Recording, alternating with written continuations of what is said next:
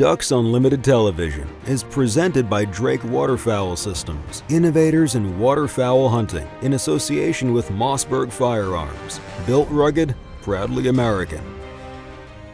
We're back to finish up a successful trip to the Missouri confluence in this installment of DUTV. Back with John Paul Morris, DU's Mike Checkett, and Doug, Steve, and Dustin Ruff. Then it's off to the Ohio River with Field Hudnall, his wife Jessica, his brother Clay, and their friends for some homegrown waterfowling.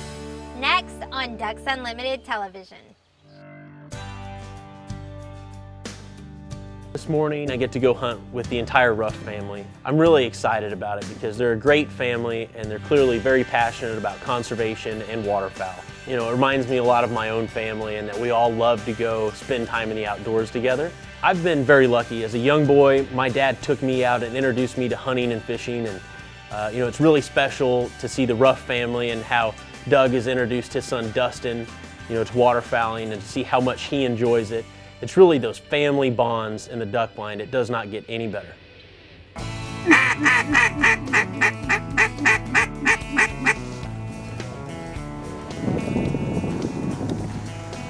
Oh, right here behind you. Get him.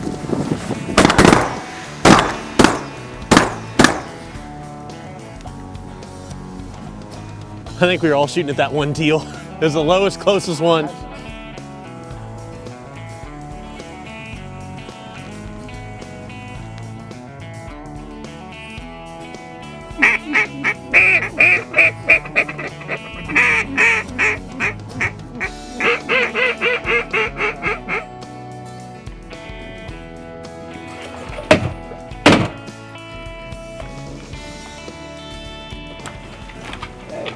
Nice shot. Nice shooting.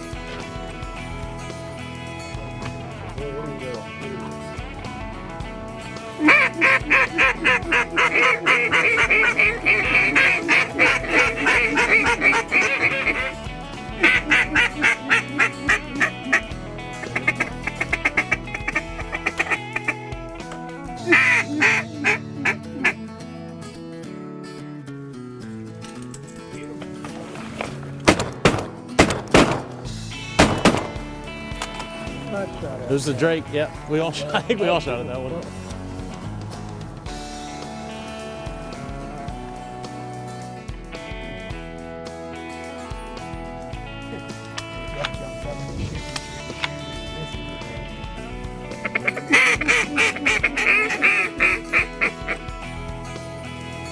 One up here, one down.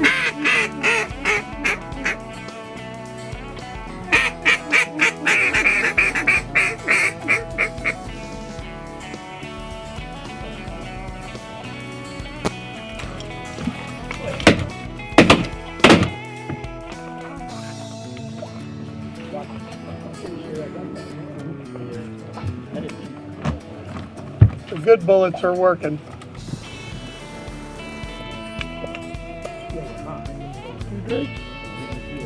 Pretty cool duck. Yeah, them bluebills are scalped. That's a ring neck. Ring neck. It's got a ring on it still, but it's a ring neck. Male Drake.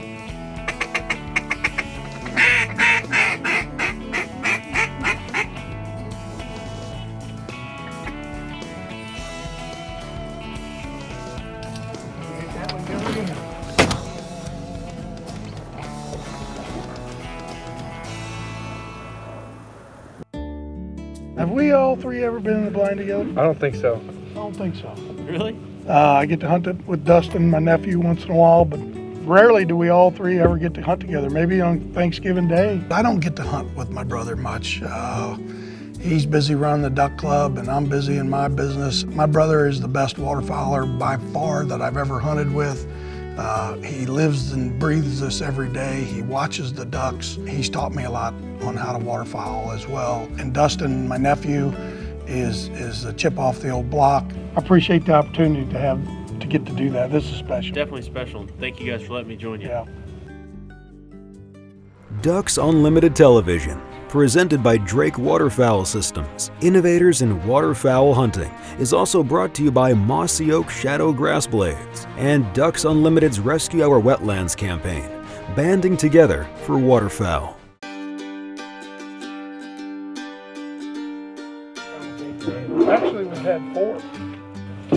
This is what happens when you get a 3.5-inch rain. Hunting over the last couple of days, we've seen a ton of ducks. It's just really been a fun time. Getting to meet the Ruff family, hunting with Doug and Steve and Dustin has been a great experience. You can tell that waterfowling is truly a passion of theirs and truly a pleasure to spend some time in the blind with them.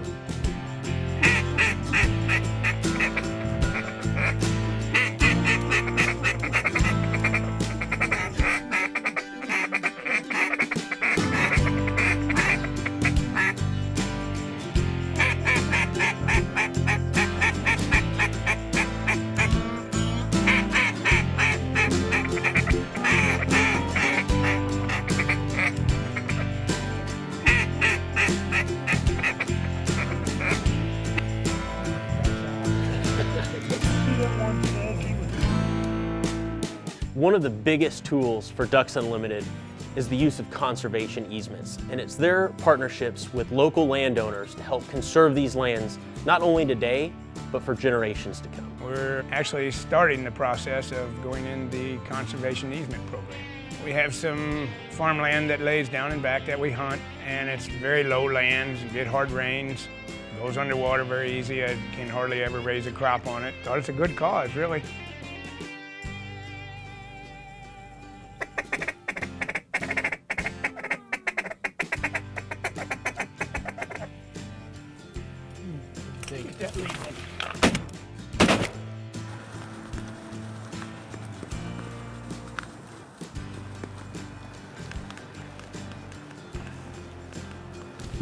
Well guys, thank you for letting me join you this weekend. You know, it's been a great trip here in the Confluence and really appreciated getting to know you guys and see how you do things here at Purdy Farms. Well, thank you very much. We had a great trip here to the Confluence area. Really appreciate the Ruff family letting me join them in their place here at Purdy Farms. I look forward to coming back to the Confluence again in the future to hunt again. So tomorrow afternoon, we're going with Mike Checkett to Clarence Cannon National Wildlife Refuge, not only to see the refuge, but also some of the conservation projects that DU has taken part in around that area. We're here today with Jason. We came up to Clarence Cannon National Wildlife Refuge, and I can already tell by the number of ducks I've been seeing flying around in the background that this is a very successful refuge. We're here with Jason, and you told me you've been here on this refuge for a little over 6 years now? Yes, sir. Been here 6.5 years. We're located just north of the Confluence. We're 3,750 acres. We were established in 1964 as a sanctuary for waterfowl. Originally, all this ground it's all floodplain ground, but that was cleared for agriculture, and now it's being converted back into wetlands. Open 365 days a year. We have a nature drive, we have hiking trails. People can come out, take pictures, walk, hike, and just enjoy the refuge every day. The partnerships with DU and the Fish and Wildlife Service, the NACA program, we've been able to utilize a lot of the easement grants that have been established down in the Confluence area to apply for NACAs and really perform some on-the-ground habitat work here on the refuge that has just been tremendous. And the bird response has just been phenomenal. Over the last few years, we have had an average peak of over 200,000 birds here, ducks at one time, which is pretty phenomenal for a small refuge like this. Well, you got a beautiful piece of ground here, and we appreciate all your help to work on the land and prepare it for these ducks so they got a place to rest every fall and spring on the way back to Canada. Thanks for visiting.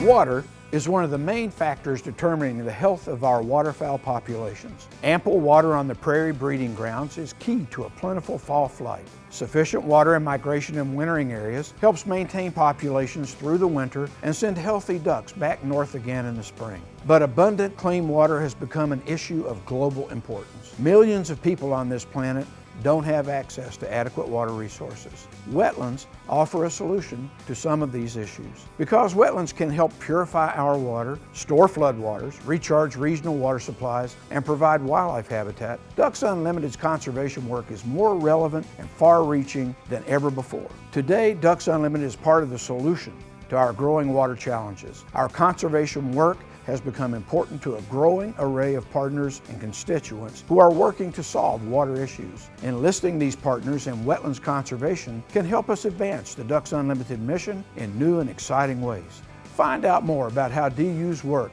is helping wildlife and people at ducks.org. DU Insights is brought to you by Mossy Oak Properties. Find your favorite place at mossyoakproperties.com.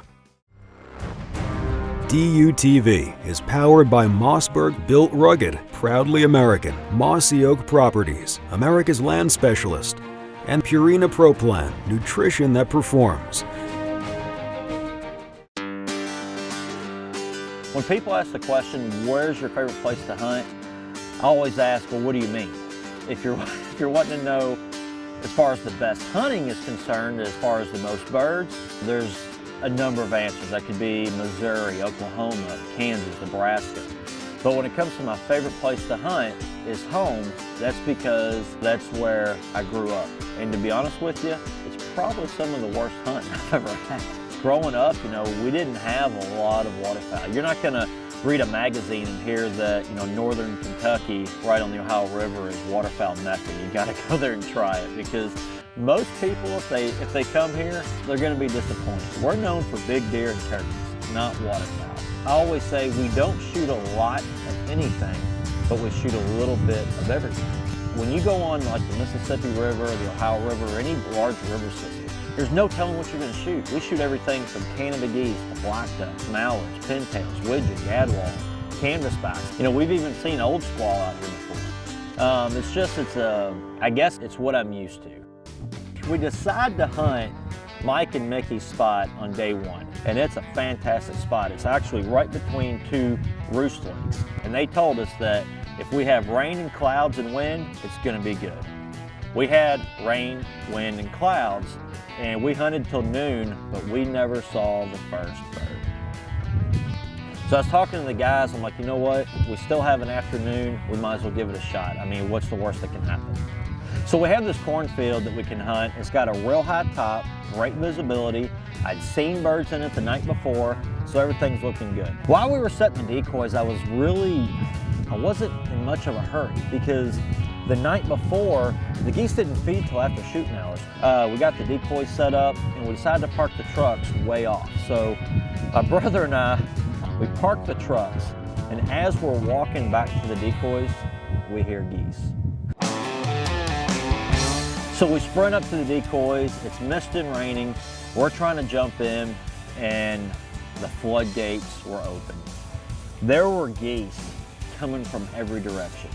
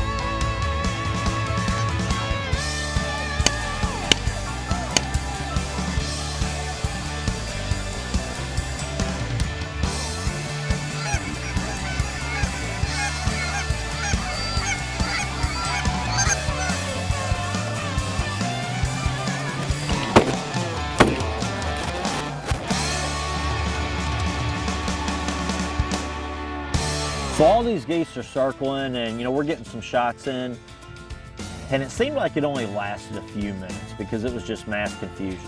And then it quit, just like that. If these geese would have given us just 10 to 15 more minutes, I think things would have been completely different. But the geese caught us off guard. We might have made some mistakes. We probably could have shot better. We probably could have communicated better. But in the end, I went into this hunt thinking we weren't going to see a bird till after shooting hours. So in my mind, this was a success.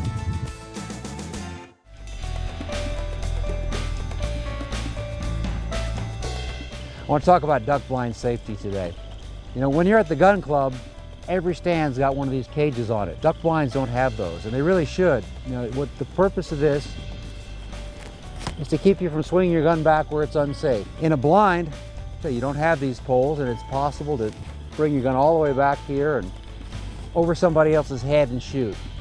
At the very least, you can cause permanent serious hearing damage just with one shot, especially if you're shooting in a pit blind, something with a metal roof. You get that report echoing in there over someone's ears. It's really bad. But there's also, it's just not safe. If someone else sort of stand up at the wrong time, if your gun's over here, you might have a tragic accident. The other thing I like about it is nobody doubles up on ducks. You shoot your birds, the person next to you shoots his, everybody stays safe, everybody goes home happy. Duck Gun is presented by Mossberg Firearms. Built rugged, proudly American. DUTV is powered by Biologic, scientifically proven wildlife products. Buck Gardner Calls, champion of champions. Native nurseries, hand-selected, hand-grown plants for wildlife, with closed captioning provided by Honeybreak Lodge. World-class accommodations and wing shooting in the Louisiana Bayou. Today we're going to make Hawaiian duck kebabs. There's something about duck and citrus fruits that goes so well together. So we're going to make a glaze that has orange marmalade and Dijon mustard. So I've got about 2/3 cup of orange marmalade and about 1/3 cup of Dijon mustard, and I'm going to whisk it all together. We're going to take our duck and we're going to just thread it onto our skewer, and we're going to alternate with yellow bell peppers and green bell peppers and some pineapple, kind of getting into that Hawaiian twist, and a little bit of red onion. And each of these is cut about, I'd say about 1 inch to 1.5 inches big. And you can see this is super colorful and has lots of flavor. So our Hawaiian duck kebabs are hot off the grill. So I'm going to transfer them to my plate, and a warning tip, these metal skewers are still hot, so don't be tempted to grab them. And there you go, a quick and easy dish that is colorful, flavorful, and sure to wow everyone at your table. For this recipe and more just like it, visit ducks.org. Author Jennifer Chandler's latest book is the Southern Pantry Cookbook. For more information and recipes, visit cookwithjennifer.com. Where we hunt on the Ohio River is the place that my brother and I have been hunting our entire lives. A lot of duck hunters across the country, they spend a lot of time and money investing in their wetlands that they're going to hunt. Here in Kentucky, especially on the Ohio River, we're hunting public water. So we kind of invest our money in a comfortable blind. The way the blind is set up, you know, the guys on the ends, they cover the left and right side of the spread, and then the people in the middle, they cover the middle part of the spread. So our decoy spread is roughly right around probably 150 yards to even sometimes 200 yards long up and down the riverbank. It's designed to have a big imprint on a big body of water and to try to draw birds from a long ways off. On big water, especially the Ohio River, geese are very likely to land wide. That's what they like to do, and that's what happened. These geese were interested, but they landed about 200 yards out. As the morning went on, we saw a few more groups of geese, but they did not want anything to do with us. So what do? Let's make breakfast. I love hunting with my wife. She's a heck of a cook.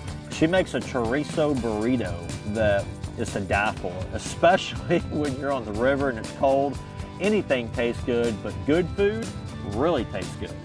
Yeah, we're not seeing a lot of birds, but we're in a comfortable blind. We got the heaters roaring, the coffee is hot, and we're amongst good friends. So we're cutting up, laughing, you know, having a good time, even when the hunting's not that good, because if you only waterfowl hunt for good waterfowl hunting, you're going about it in the wrong way. We're accustomed to bad hunting, so we always have fun. I'm sitting there, you know, sipping on hot coffee, just thinking about how nice it is to be warm, and I look up and there's this mallard drake. I hit the call, this duck starts circling. Do we have a chance? Are we actually gonna get a shot today? Getting close.